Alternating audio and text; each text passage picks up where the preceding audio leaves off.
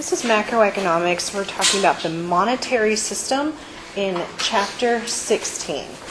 You'll recall from the time before we had the presentations, we were talking about aggregate supply and aggregate demand. That was a model that helped us predict, when certain events, internal, external, and policy factors impact aggregate supply and aggregate demand. What is the impact on or the results in terms of real GDP and inflation? Well, in order to maybe make the business cycle less severe or to help out the economy when we're in a recession, we have different things that we can do. And the fancy word for that is policy. So what kind of government actions can we do? Now, the President and Congress, they're in charge of fiscal policy. We'll talk about that next time.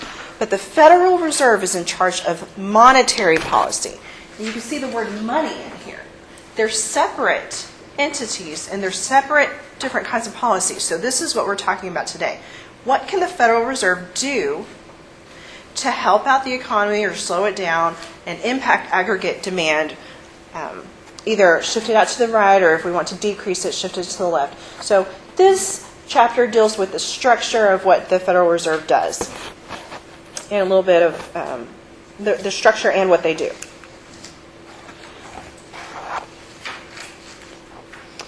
Okay, a couple definitions to get us started here. Every now and then I'll hear somebody say, I wish we could just go back to bartering. Things would be so much easier if we didn't have money. What do y'all think? I don't know about that. If you happen to find somebody who's willing to trade, something that you're willing to accept and they're willing to accept what you have, that's great. But think about the last time you came out of HEB and how many things you had in your shopping cart. And if you had to go into HEB with that many things and find somebody there who is willing to trade exactly what you have for exactly what you wanted, that's going to take a lot of time, right? And why do we use money instead of barter? Now, people can barter informally if they want to, but money it facilitates market transactions. We know that HEB is going to take our cash. It's going to take the money in our checking account. We know Amazon is going to. We know any merchant or company here in this country is going to take it, and we can use money to get what we need. So money just cuts down all of that time, that negotiation. And in order for a barter to work, the fancy way of saying you have to have a perfect match there is you have to have a double coincidence of wants in order for bartering to work. Okay, so money's useful. It facilitates transactions in our economy. In order for something to be considered money, it has to have these three functions. Medium of exchange. Well, that's easy. You can exchange it for what you want. So you're at the store, you want this shirt. You can exchange your money for that shirt that you want. Unit of account is the second function. All right, when you are walking around in the store and you're looking at the price tags of the different shirts, everything's in dollars, right? That's the currency we use here in our country, obviously. But it's a yardstick. It gives you an idea. You know exactly, okay, this is $20. Am I getting ripped off or not? Is it worth $20 to me? You can make those kinds of decisions and think about those things in your mind. You don't have to translate. If we had a whole bunch of different currencies for every single city or every state, then you have to try to think about the exchange rate in your mind. Or same thing with bartering. How do you know that's a fair trade? That's kind of subjective sometimes. But if we all are on one currency, unit of account, it's one standard, that's easy. It makes things easier for us. Store of value. Right. When you are saving up your money to go to the store to buy new clothes, that's when it's serving as a store of value. Back when we were bartering, when we had corn and wheat, could you save that in your closet and wait until next year to spend it? No, that's going to spoil pretty quickly. So, in order for something to be considered money, it has to fit these three functions. I remember I was teaching a dual credit class one time in a local high school, and we were reviewing for this test. And this was it was a terrible setup. We were in the library. They didn't even give us a classroom. So we were in the library at one corner. I brought a bed sheet to pin up to the bookshelf so I could project, my slides. There was another class in the other corner of the library. It was going at the same time. We had people coming in that day. The librarian was, showing them the different sections of books. It was just so many people were there. Also, there was a connected lab, and on that day there happened to be another class in there. And on our review day, I asked the students, what are the 3 functions of money? And this student, who's usually really, really quiet, he's really bright, really quiet, just at the top of his lungs screams out, sex, drugs, and rock and roll as the 3 functions of money. And I thought, oh boy, what a day to, we've got all these people who can hear. I'm sure they all thought, what is she teaching over there in that class? But 3 functions of money are right here. A couple other definitions. Liquidity means how easy is it for you to transform your money into the goods and services that you want. So, cash in your pocket, very liquid. You go downstairs, spend it right away. Money in your savings account. Well, there are a few more steps. As long as you transfer that money into your checking, then you can access it. Money in your retirement account, your 401k. You can't just take that out and spend it right away. There's an approval process. You have to fill out all this paperwork. So that's less and less liquid, as we go from checking to savings to maybe a retirement account. So that's how easily you can spend it. Commodity money. So I was talking about trading or bartering corn or wheat. Now, if you go to H-E-B and you try to buy something with corn, what are they going to tell you? Sorry, we're not going to accept it. But even though we don't use corn as money, can you use it for something else? Yes, you can cook it, you can eat it. It has intrinsic value. Gold. Same thing, you can go to H-E-B and try to pay with bars of gold at the cashier. What are they going to say? No, sorry, we can't take that. But is gold a valuable, precious metal? Yes, you can turn it into jewelry, you can use it for other stuff. So intrinsic value means that item has value in and of itself. Even though we don't use it as money, can you use it for something else? So raccoon skins, back when we were bartering, those are considered commodity money. Our money, okay, if we did not use the dollar, what else could we use this paper for? Jewelry. Can't make it into jewelry. Can't cook it. Or maybe you just start a fire with it. It's just paper, though, right? Our money does not have intrinsic value. We're not on the gold standard anymore. This is called fiat money. How do you know that $1 buys $1's worth of stuff, or $100 is worth $100? It's because the government said so, because of government decree. And that's why we have the Federal Reserve, who's in charge of managing our money supply, because that's going to be really important if we don't want inflation. Do you think that it takes $100 to print a $100 bill? No. Same with 50, probably 5 and 1. The money that our government makes off of printing our money is called seigniorage. And that's not in your books. Just so you know that term.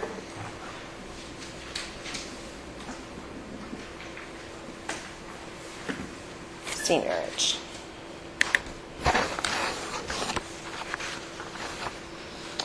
All right. So those are some definitions.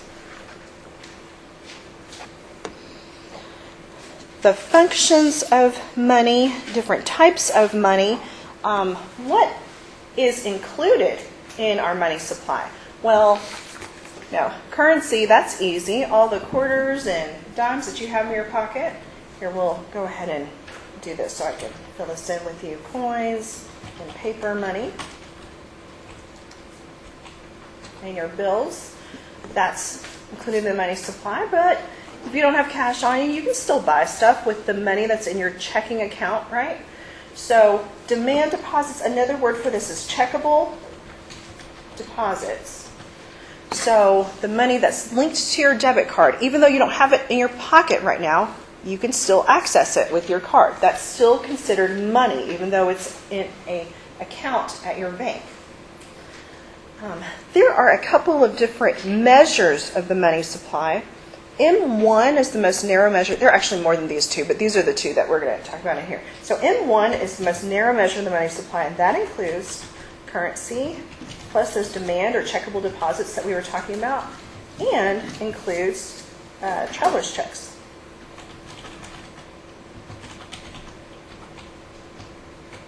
Okay, so demand or checkable deposits, same thing that we're talking about. Who's used a traveler's check before?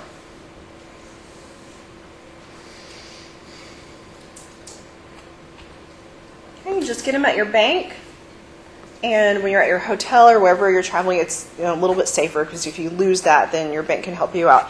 If you lose cash, nobody's going to be able to help you out. But you just sign it like a regular check, and they'll take it at your hotel. So that's considered money also, and considered to be a part of M1. M2 is the next largest measure of money supply, and that includes everything that we were just talking about in M1, plus some other stuff. Who's got a savings account? Okay, that gets included in M2. Does anyone have a mutual fund? Maybe your parents do. It's a type of investment. Yeah, certificates of deposit.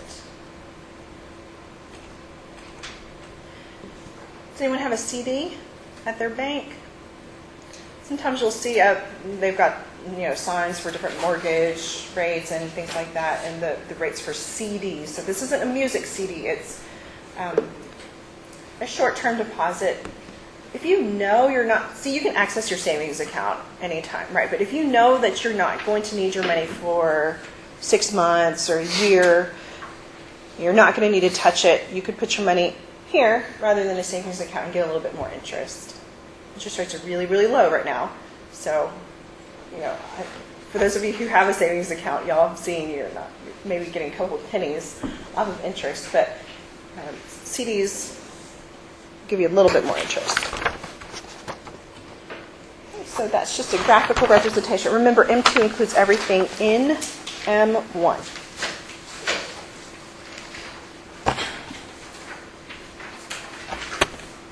There's a case study in the book about the currency, and you can see as of 2007, 759 billion. As of 2009, if you've got the new book, 862 billion of currency is outstanding. It's out there somewhere in the world.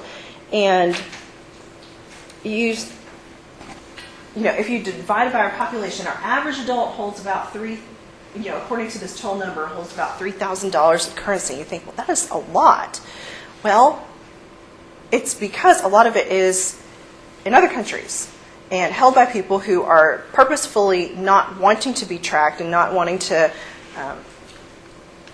have a record of their transactions. And in other countries too, I think I mentioned Zimbabwe with the hyperinflation that they were experiencing over there. Before the government officially said we're switching over to American dollars, the people did. The people had more trust in American money than they did their own. So a lot of it's held in other countries too. And your author points out it's not a particularly good way to hold wealth because you can it can be stolen from you and you're not earning interest on it.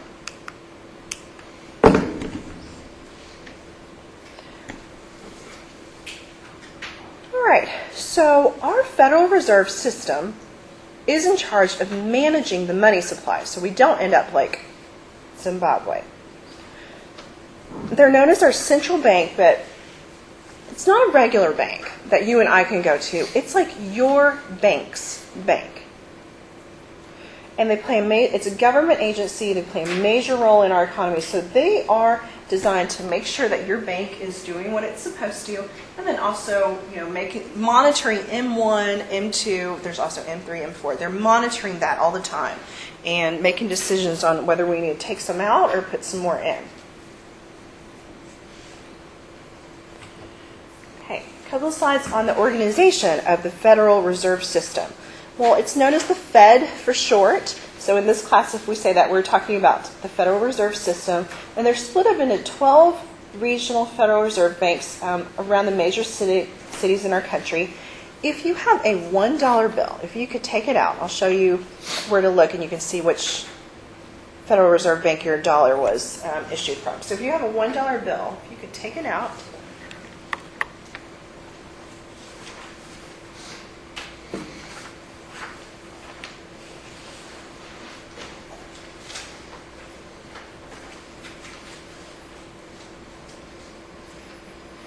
Okay, here's George Washington. Okay, and y'all see that F right beside him. And I'm going to zoom in here. Can y'all read the words around the F? Where was this bank issued, or where was this dollar issued from? Okay, Bank of Atlanta, Georgia. There's a number 6 right here. So when I come back over here to our map, you can see that was from Region 6. And my dollar was issued from the Atlanta Federal Reserve Bank. Closest one to us is in Dallas. Does anybody have a dollar from Dallas? Jackson, where's yours issued from? Richmond, Virginia. All right. It's just the $1 bill that has that. So if you have a 5 or 10, it's not going to stay. But the next time you have a $1 bill, you can see. So you can see how we're all split up. And you might think, well, gosh, that's such a big area, or Region 11, that's such a big area. But they have other locations too. Like we have one in Houston and El Paso. But the main one in our region is in Dallas. Okay, I've been saying this is where your dollar was issued from. That means where it was released into the money supply.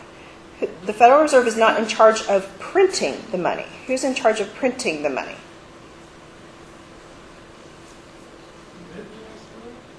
They do the coins, but for the bills, the Treasury Department. And if you still, let me come back to my $1 here.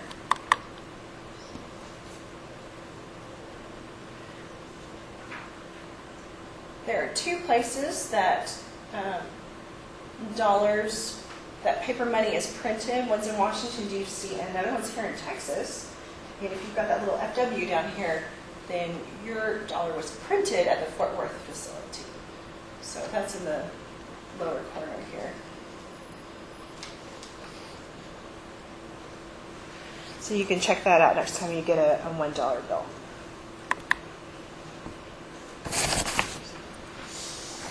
Okay, so this is how they're split up in the 12 different regions. It started in 1913. You might recall that from the DVD. There are 7 board of governors. So board is just a fancy name of the decision makers, the officers of an organization. So there's 7 of them, and have to be appointed by the president, confirmed by the Senate. And look how long they're serving in office. Why would we let them stay there for 14 years? So they don't have the pressure of the laws that they're trying to pass at the time with the money. All right. Hopefully, we can take advantage of their experience and their knowledge, and hopefully they're going to act in ways that are best for the economy, not for them to get reelected. So, long time. Who's our chairman?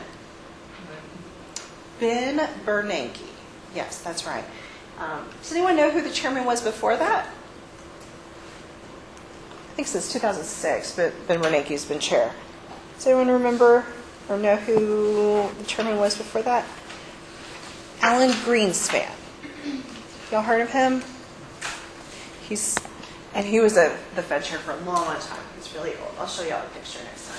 But Ben Bernanke is our current chair, and you'll hear about him in the news and see his picture a lot. All right, so what does the Fed do? Now, in the DVD there were, 3 rules, but your author combines them just into 2.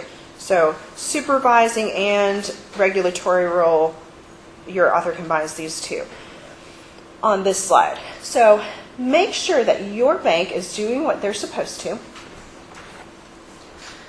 If your bank needs money, needs some more cash on hand, they have to have a really good reason.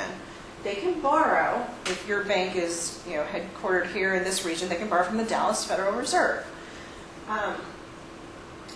Most of the clearing checks that you saw on the DVD, most of that's done electronically now. You all might remember the days when you could write a check and it would take a couple days to clear, but now, they'll just, Walgreens doesn't even need your check anymore. They'll just go ahead and give it right back to you. They'll just do it electronically. But if your bank needs extra cash, maybe it's after 9/11. A lot of people are panicking and wanting some cash on hand for just in case of emergency.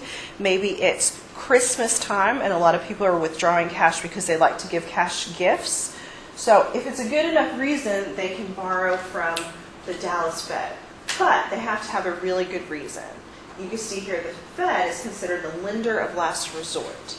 So your bank can borrow from the Fed. They just need a really, really good reason. And then also they issue those dollars and release that currency out into the public. Well, they're acting as your bank's bank, so they can get money, your bank can get money from them, but also they have to follow the rules. And one of the rules that your bank has to follow is to maintain a reserve requirement. Okay, when we go and deposit money at our bank, what happens to our money? What do banks do with our money? Okay, invest it. And what else?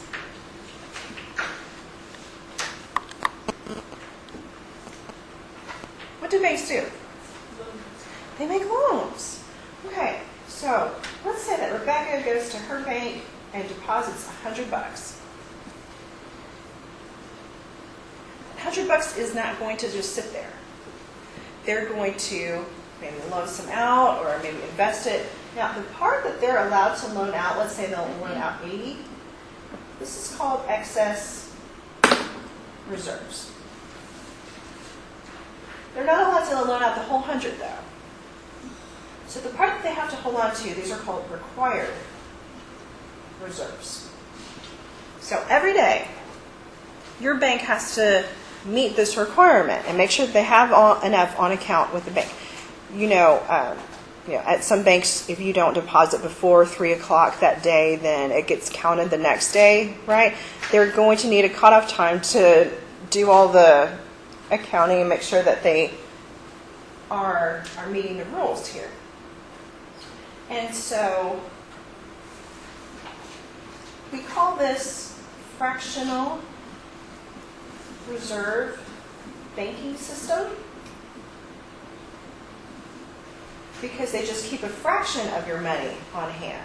So if Rebecca comes back and she says she wants her whole $100 and withdraws her whole $100 out, that'll be fine. But what if everybody who had an account with that bank decides they want to withdraw all of their money? There's going to be a problem because a lot of it has been lent out, right? And so make sure whatever bank you're using has FDIC insurance, because before we had that insurance, when there were bank runs, like after the Great Depression, then you can see what problem it was. And banks just had to close their doors and say, we don't have your money here, it's lent out. And then they just were out of luck. But now if you've got FDIC insurance, even though they don't have it, if they might not have it on hand, you're going to be able to get your whole amount of your money back. But they only insure up to a certain amount. It's up to 250,000. Is it still there? I think so. I think it is $250,000 per account. Yes, thank you.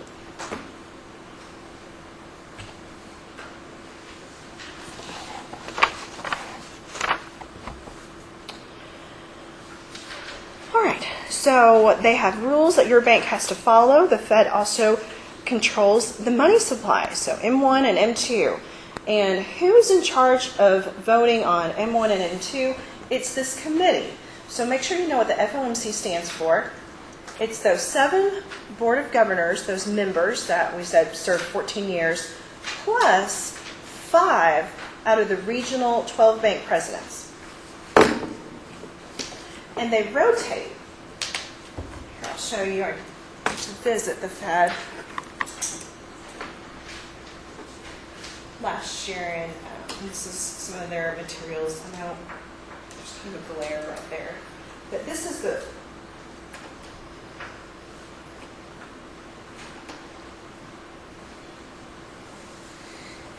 maybe that helps. So, chairman of the Fed and those 6 governors always get to vote. Now, the New York Fed, they're special because a lot of financial activity happens in the New York area, so they always get to vote. And so it's one president out of each one of these groups who get to vote, and this is how they rotate out in this group. But you might remember this picture from the video where that eagle came out of the wall and started walking on the table. But this is the room that they actually meet in. And so each one of those bank presidents, even though it's not their turn to vote, they have to give a report on their region. What's happening with lending activity, what's happening with housing, what's happening with all of the financial activities that are going on. And here's a picture of a typical, all these people are here hearing testimony from each one of these regions, and then they vote. Should we increase or decrease the money supply? Does the economy need to be stimulated, or does it need to be slowed down, or should we just leave things the same right now? Past few days, the Fed's been in the news. What does anybody remember? What the markets, the stock market went down because of this report. Does anybody remember what happened?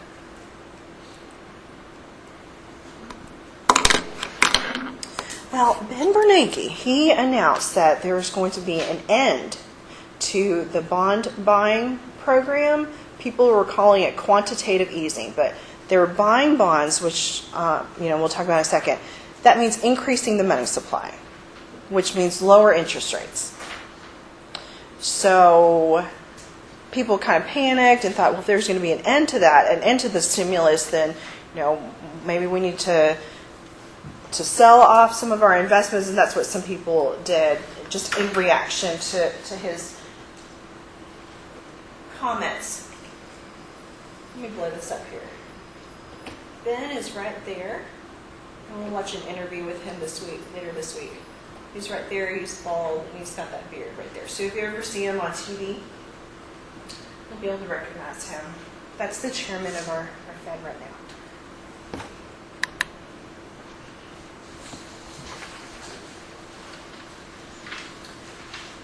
All right, so this is the committee that discusses. They meet about every month and a half to talk about what's going on.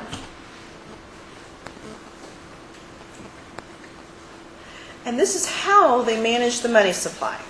There are 3 policy options that we're going to talk about in this class. In real life, the Fed can actually do more. They have some more options that are available to them, but these are the 3 that we'll talk about here. Okay, the first one is called open market operations. This is a fancy way of saying buying and selling bonds. Does anyone have a bond, a government bond? At home, savings bond. Okay, Rachel, where did you get yours from? My grandmother.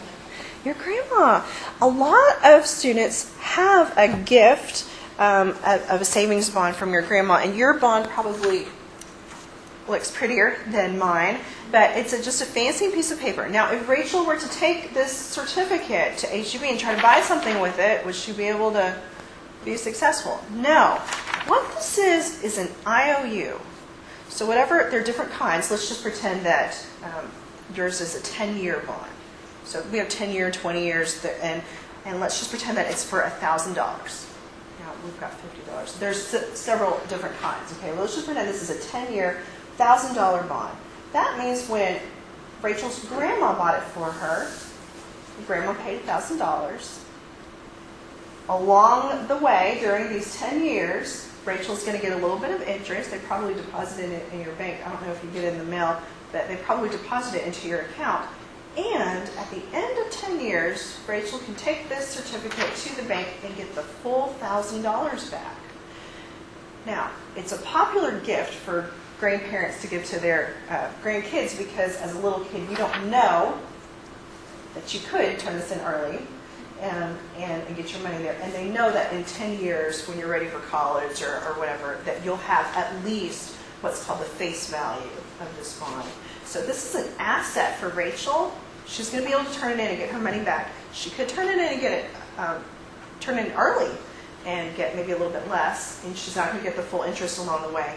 But it's an IOU for the government because what Rachel's grandma has done is give our government $1,000 to use for 10 years. And they're going to give you a little bit of interest along the way. And they're promising in 10 years you're going to get the face value of your bond back. But that's what you're doing. You're allowing the government to borrow money. So, to reduce the money supply, when Rachel's grandma bought a bond, she went to the bank and paid for it, and then she got this pretty certificate that Rachel has at home now. So where did the money go? To the government. So when the Fed sells bonds, that reduces the money supply. So think about it as the Fed doing the action here. If the Fed wanted to buy a bond, that increases the money supply. So think of it as, pretend I'm the Fed, and pretend, if I sell you a Scantron before the test, what happens to your money supply? You represent the public and the money supply. It goes down. That's how you can remember it this way. The Fed sells bonds, it reduces the money supply. Make sure you have this right, and you might want to put a star by this slide, because I promise it'll be on the quiz tomorrow. If the Fed buys bonds, so if I buy your book back from you at the end of the semester, what happens to your money supply? Increases. So think of it that way. This is the most preferred tool. So that committee, the Federal Open Market Committee, they're hearing testimony from each one of the bank presidents every month and a half. This is what they do. They buy and sell bonds every day. Once at those meetings, they set an interest rate, and then you see you might have seen the guy on the computers. They're buying and selling bonds every day to maintain that interest rate that they want. Another tool of monetary policy is the reserve requirement. You already know, I said if Rebecca were to go to the bank and deposit some money, they can lend out a portion, but they have to hold on to a portion. Well, what if they decided, come back over here, to increase? So we've got an 80-20 reserve ratio here, right? What if the Federal Reserve said we want to increase the required reserves, okay, to 30? So if they have to hold on to 30, what can they lend out? 70. This is fewer loans that are going to be able to be created. So if they wanted to, come back over here, decrease the money supply, they could increase the amount that banks have to hold on to. And then just the opposite. If they want more loans out there, more money out there, they could tell banks they can hold on to less. Maybe they only have to hold on to 10, and they can lend out 90% of that money. In real life, we haven't changed this in like 20 years because it's going to disrupt the business of banking. But it's a possible tool that our Fed could use to manage the money supply. Third tool that we'll talk about in this class is the discount rate. Okay, remember, the Federal Reserve is your bank's bank. If your bank, for whatever reason, needs cash, they can't meet their reserve requirement, maybe a lot of their customers have overdrafted, they need money for some reason, they can borrow from the Fed, the Regional Federal Reserve Bank, but they're not going to let them borrow for free. They're going to charge them an interest rate. And so they can make it more expensive or less expensive in order to encourage or discourage borrowing in that way. They're known as the lender of last resort, and you saw that on a previous slide. So, what if your bank, and let's just pretend that they're headquartered here in Texas, what if your bank needed money to meet their reserve requirement, have to do that by law every night? Every night they have to meet that requirement. And if they didn't have a good enough reason to borrow from the Federal Reserve, what are they going to do? They're going to have to borrow from somewhere. They can borrow from another bank. The banks charge each other an interest rate, and this one's called the federal funds rate. These are short-term overnight loans, and they can actually charge more or less than the federal funds rate, but banks charge each other an interest rate based on their credit worthiness too. And this will make more sense next time with a graph, but just know for now that the federal funds rate is targeted by the Fed. When the Fed buys and sells bonds, it impacts this interest rate. So if your bank has to have a really good reason to borrow from the Dallas Fed or whatever regional Federal Reserve Bank they're in, is closest to them, where does most of the borrowing take place? Between banks. And that's why this interest rate is very, very important. Because if it's more expensive for banks to borrow, what are they going to do to us? To the interest rates they charge us? Increase them. If it's cheaper for them to borrow, then we would expect to see lower interest rates for us too. Okay, we will stop right here and take a break and then continue on after